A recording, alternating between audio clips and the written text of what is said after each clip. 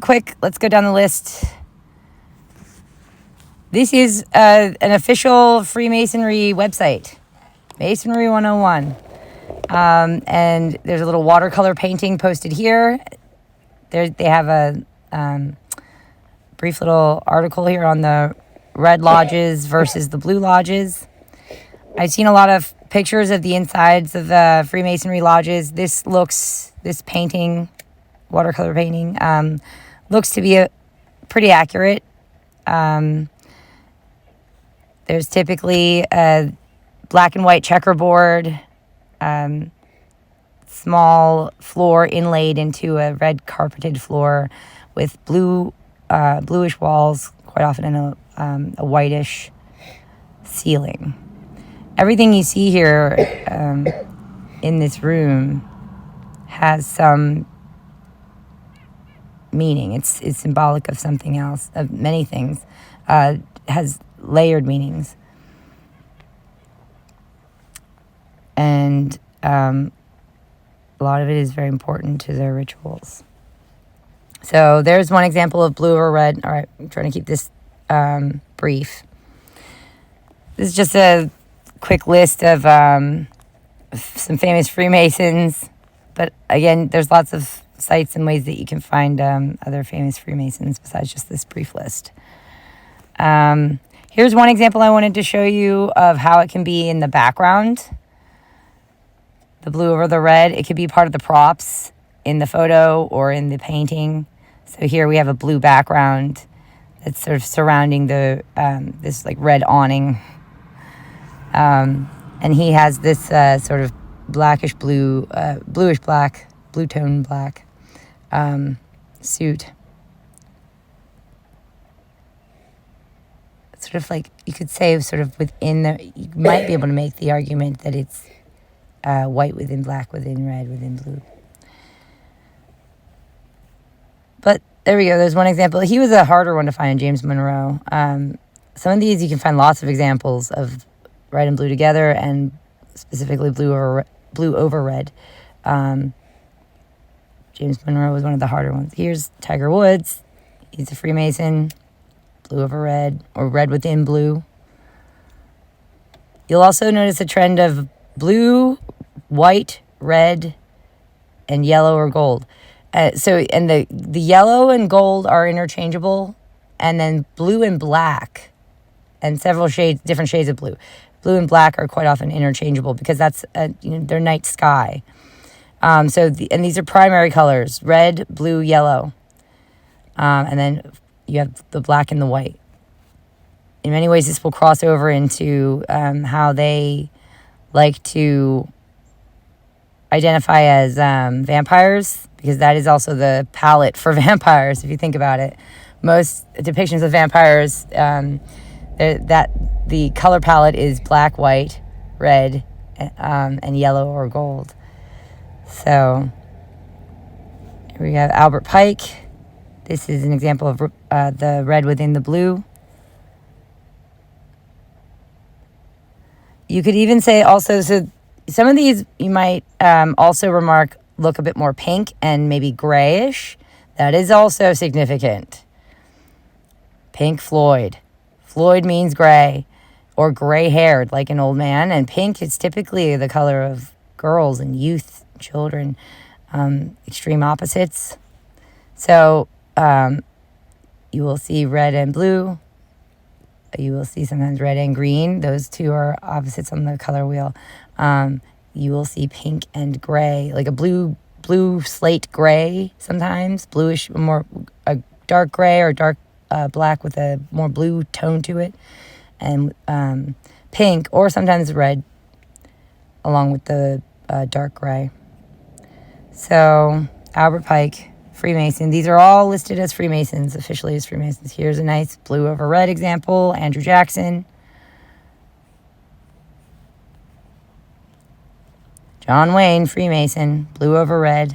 He has a lot of red over blue too, though. But still, again, the color combination alone of red and blue together, not typical. It's just not typical to be worn in the general population.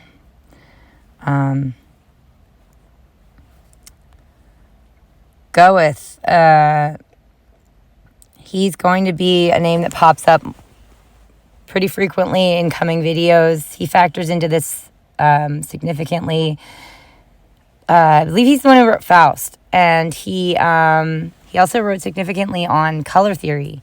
And you can pull up, look up his name and pull up color wheels that he worked on and things he wrote about color and light. He was sort of his own student, an unofficial student of color and light and how they worked. Johann Wolfgang von Goethe. His family was also friends with the family of one of my suspects, a couple of my suspects on my list.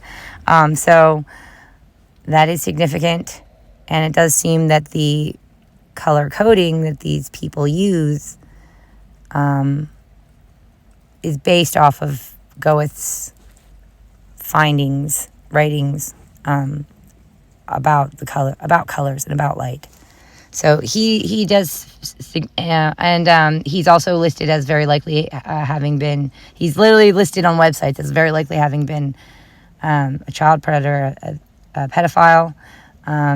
We see here the blue of the background, but also this blue-gray, slate-gray hat, bluish gray hat, and then you have the red shirt. You can see some of the cuff of it around the neck and also around the hand there, the wrist, hidden under a white smock. Really like a mother of pearl off-white smock, and then there's a bright white frock. That's his under the most nether layer, I guess is what you would call it. So yes, Goethe factors into this a lot. So his name will be popping up more. Here's another painting. Goethe. And you have that blue, that sort of a gray steel. It may be almost a periwinkle blue, but not quite. There's not enough like that purple in it. And then you have that. It's roughly a circular shape, but it's that red, that flare of red. And you could make the argument that it looks sort of either like a little rose because of the setting that it's in, and sort of a cushion cut. So it's a little bit of a square, but with the edges rounded off, the corners rounded off. So it's overall more of a circular shape, red within blue. You can also see that with the little roses on the trim of his, I guess that's an inner shirt vest there. So it could be either like a mirror or a rose. So yeah, that's red within blue. Another Goethe. William Taft. He was another kind of a harder one to find, red within blue. And this is sort of like a bluish slate gray, charcoal gray. It's more of a blue tone to it than a warm tone to it. It's a cool tone. And J. Edgar Hoover, the bluish slate gray over that red book there. You see how they use props sometimes. I suspect there's also something to this spiral we see, the diagonal stripes going down the ties we see in a lot of these photos, so making sort of a spiral. It's because sort of like down here, the material world, down within all things, down within the light, you could say, is everything here is based on spirals. Your DNA is spiraled. I said this in other videos. So, if you think about it, there's, your fingerprints are spiraled. Spirals are built into everything, at least down in the physical existence. So that it could very well be a symbol of that. The spiral, that seems to be this spiral sort of stripe that is worn down a lot of the ties that these dudes wear. So, Gene Autry, cowboy, red within blue. And with the white hat up top too. Alexander Pope, blue over red. Looks like Macaulay Culkin.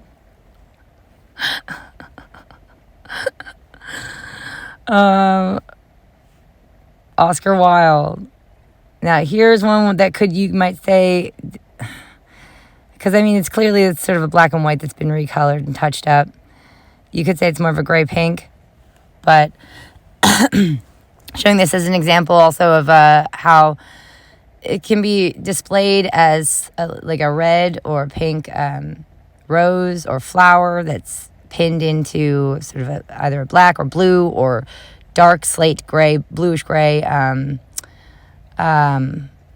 coat, jacket. And then note down here also, it looks like that's either a scarf or that's the lining, the inside lining of the coat or jacket. That's another way that they can do this, is to have a red lining or pink lining. So again, this could either be gray and pink, those are significant opposites, or the red and blue. But that's one way that I see this is maybe like a bluish jacket, bluish blackish jacket on the outside, but with a red lining on the inside. So that's red under blue, blue over red. So Oscar Wilde, Freemason. Again, these guys are all listed as Freemasons. Frederick the Sixth of Denmark. Come on, Frederica. Blue over red.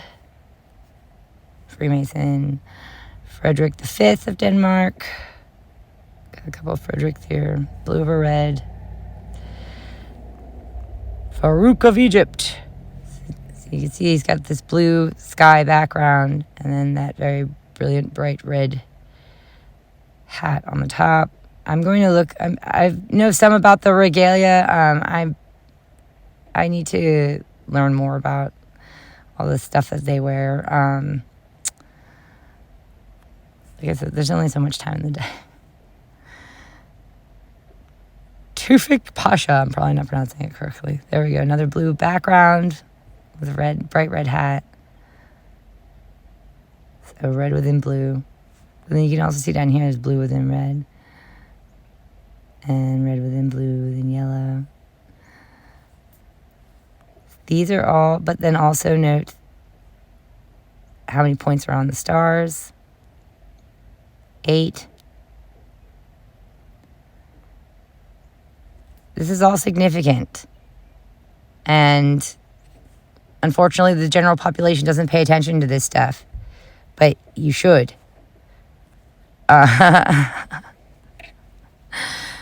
Oh, here we go. George the Sixth. King George the Sixth. This is a lot of blue over red. So first of all, he's got that little red dress on. It's cute. But he's got that blue robe over top of it. So blue over red there. But then also note the blue background. The wall in the background. The blue kind of blue-gray. I guess mortar, pavement, whatever. But then he's standing on a red rug. So this is a lot of blue over red in this painting. Old King George the Sixth. All these guys are listed as Freemasons. Amadeo, the First of Spain, blue over red. William I, German Emperor, blue over red. And this is sort of like, you could say this is sort of how Valenti was, flashing his gang colors, was he had bright red cherry gloves. So he had them, like the red was down by his hands. And then he had a bright blue hoodie sticking out of a gray sweatshirt. So you could see the bright blue hood up around his neck. So it was kind of like a blue sash and like the red cuffs around the wrists there. It really is like, yeah, so blue hoodie over cherry red gloves. Again, not a typical color combination to wear. It's just not. Jesse Jackson, guys. Yep, he was He was a Freemason. I don't know, is he still around? Is he still kicking? And it's little, and it's sort of a little bit of a circular blob shape. I mean, it could have been folded or whatever in all kinds of ways, but it looks kind of like a little rose, like a little circular rose shape. And spiral, see the spiral down the center there. There we go. And Richard Pryor, guys. Yep, he was a Freemason. Blue over red shoes, blue suit, and a red smock sort of sash tie down the center there.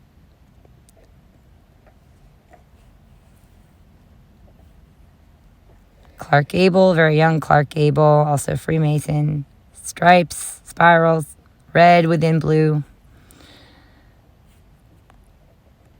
Old Clarky. When is that mustache going to come in, dude? Don Rickles. Red within blue, within gray. That light blue. Charles Lindbergh. Red within that sort of a blue, slate blue, gray. All Freemasons, all listed as Freemasons. Francis I, Holy Roman Emperor. Very striking, like flare of red coming out of that blue-green. And let's see. Another one of Francis I, Holy Roman Emperor. Although, is this the same dude? I guess not. Blue hat, red pillow down below. And he's wearing a lot of blue in his outfit here, and he's standing in front of the red pillow, blue over red there. And it does look like maybe up top here you see the red, there's sort of a red over his chest, but it's under everything else. It's under the blue gold, and it's under this sort of white doily lace frock he's got, the bib that he has on. Okay, Mr. Man Baby. Mr. Baby Monster. Here's your bib. Yeah, no, it's your pretty bib.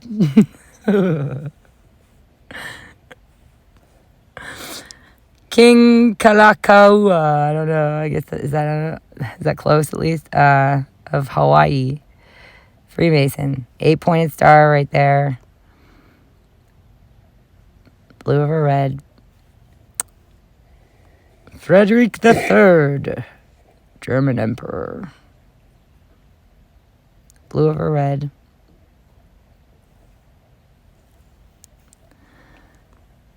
Eugene de blah, blah, blah. I don't give a crap. Whatever his name is.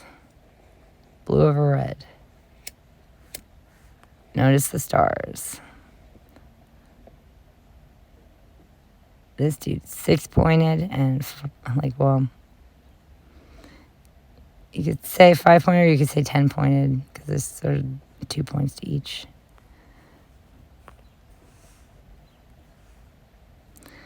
Pedro the First of Brazil. Blue over red. Almost done, I think. Just about. Oh, we have an important one coming up. Leopold the First of Belgium. Red coming out of the blue. King Christian of Denmark. I think he was kind of high up in the lodge. He was like a Grand Master or something like that. And this is his some of his Masonic regalia type, his get-up. William Hogarth. He's an important one coming up. That I'm showing because his name's going to pop up more. He was a painter. He painted a lot of scenes involving royalty and sort of more highborn peoples, and left a lot of little hints and clues and secrets in those paintings. Little private hints. He was a Freemason, as I believe was also his father-in-law, a Freemason. And you can see sort of that bit of red there and the blue in the frock, the bib. he's got going on. Also, he's referenced by some of my suspects in their blogs and things in certain ways. So he's going to come up again. And he was his paintings were considered to be very lewd back in the day when he made them. A lot of them were considered very controversial. So I'm going to hold off on Peter Sellers real quick. I'm going to save that to the last because it's a video. It's another video. And I've noticed that when I try to sort of record and then play a video, this throws off the audio. So we'll see what happens. All right. I'm just going to go down some more of these real quick, and then I'll come back up to Peter Sellers. All right. Buzz Aldrin. Let's do some astronauts. So we've got that light blue t-shirt. Also notice the silver gray jacket on the outside.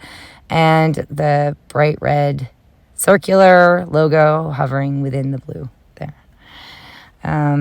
Virgil Grissom was also an astronaut. I don't have a picture of him because I thought this was a little bit more funny.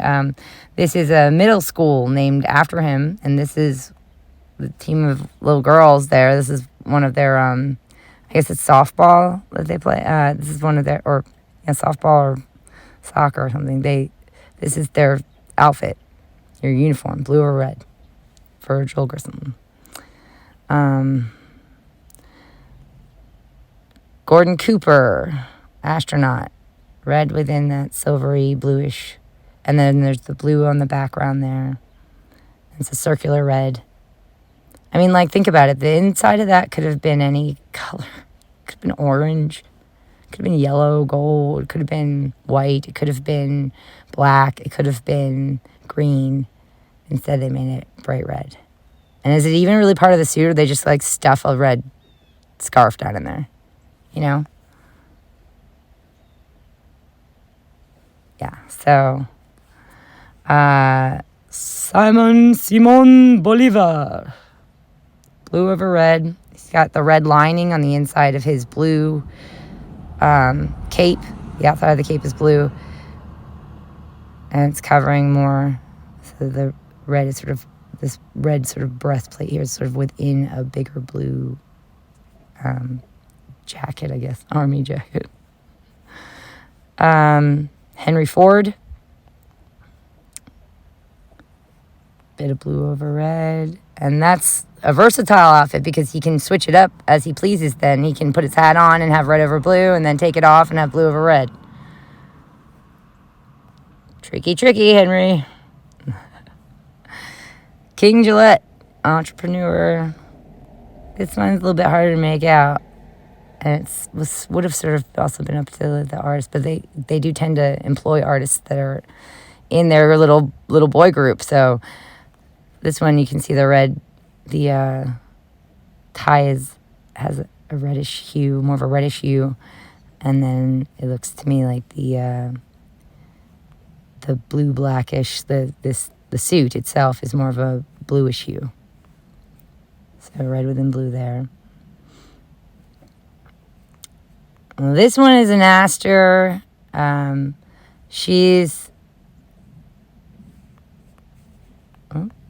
Pauline Astor.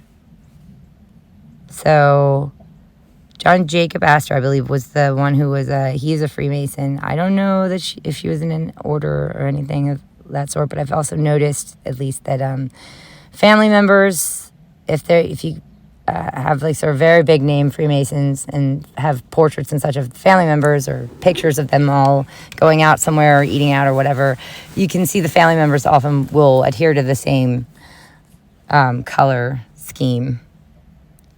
So a little ball, sort of roundish ball of red there within this light silvery blue and white. So there's an example. There's John Jacob Astor. Now, this looks like it could be more of a red, blue within red, because the background's more of a reddish, and he's wearing more of a bluish tone. I have to look and see if there's more to this painting. Sometimes they cut it off, and there's way more down at the bottom. Sometimes the red is on the heels of the shoe and such. That you see that in one of Hogarth's paintings. But again, overall, blue and red worn together aren't typical. But this is also to give you an idea of some of the different combinations of how they would wear this. And again, why not, I don't know, purple flower there? Why not a yellow flower? All kinds of different color flowers.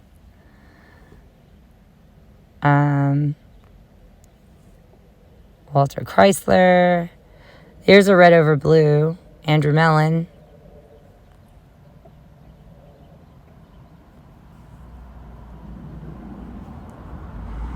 Here's something I left up to remind me of. I'm going to do another one that goes more into sort of the silver gray and pink combination, because you see that pop up a bit here and there too. This is, I believe this is another Astor. Yep, Mrs. Waldorf Astor. So yeah, and let's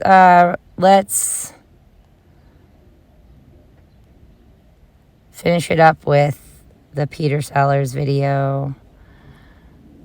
I'm fed up with this church of centenary. With all them stamps, what is the plaques and cups I'm going to fast forward a little bit through his from the left here and to the part where he starts taking his clothes off.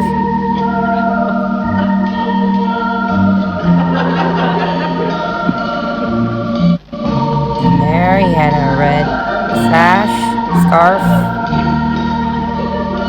his pocket. He takes it out, he puts it down. Here you can see an example of red lining within a darker jacket, sort of a bluish blackish jacket. He's wearing a blue denim outfit, and now he's making a red downward pointing triangle. There is nothing in it, yeah? No, look. The red. Now it's over blue. My head is in the handkerchief. And then he's going to make a red square with the handkerchief. And now he's going to throw the red sash down. He already threw the first bit of red with the line down, and now he's made a blue over red. You became, and notice the of course, first of all, before you tone became of an the actor, entire you became setup. a musician, Remember that didn't you? You were a drummer. Remember that the video, that the whole set here itself has been designed for television. They design these things in certain ways, and the background is either neutral behind them or there's blue above as well. And right here, I just want to play a little bit more and show you. There's an interesting part he gets into where he immediately launches into how Peter Sellers was a musician before he became an actor. And that's a pattern I see. Oh, of course. There we go. A lot with these dudes. Because remember, I'm focusing on... You became, in fact, of course, first of all, before you became an actor, you became a musician, didn't you? You were a drummer of some note. Oh, you remember that? Yes, I remember that. What, in fact, made you give up music? I mean, why did you decide to jack that in and go finally onto stage? Well, it's a very dreary business being a drummer or any musician doing gigs, really, around the country. Yeah, because you get a lot of hooray harrys who come up to you. I don't really want to hear anymore, but just to kind of make the point there in this very old interview, 1974 interview, that Peter Sellers was a musician, had to go at being a musician for a while before he became a well-known actor, sort of more comical actor. And that's a pattern I see with quite a few of my suspects. They get into music first for a bit, and then they'll get into some other kind of content media creation that typically involves their face talking at a screen. So, yeah, so, but you guys got the whole deal there with the, the red frock and all that. That's all very significant. Him making the downward pointing triangle, and the square at the end, and throwing it on the ground beneath him, and he's wearing that blue get-up suit, and there's also the blue tones in the background. Yeah. So, I'm going to leave it there. Hopefully this video will come through. The audio is getting thrown off a bit when I'm uploading it to YouTube. I'm trying to figure that out. I think it might have something to do with recording one part of some of these videos with my voice over them, but then switching over to recording an audio track from some video that I'm playing or something like that. So learning process. We'll get there. But yeah, so hopefully this is a good video. And I might make more. There's a good chance I'll make more red and blue videos because this trend pops up in a couple of other places, at least, particularly with religious paintings, religious imagery, the blue and the red. So I'll very likely be making another video that points out more blue and red combinations. And then also definitely making more videos talking about getting into more detail about the significance of the blue and the red. And how it relates to how color and light work, which I already released that video on at least a few of my YouTube channels. All right. I'm going to end this one now so I'm not prattling on. All right. Goodbye.